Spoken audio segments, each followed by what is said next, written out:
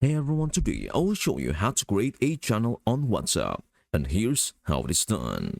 Ensure your WhatsApp application is up to date. Launch the app on your device. Tap the Updates tab where you will see popular channels. Tap the three dots in the top right corner and select Create Channel.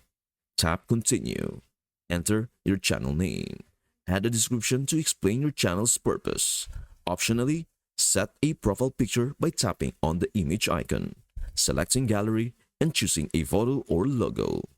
Tap Create Channel, and your channel will be created successfully. To share your channel, tap the link icon.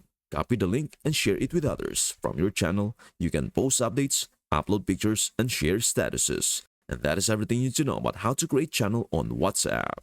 Before we end, may I humbly ask you a favor? Please do like, share, and subscribe to our channel. This means the world to us.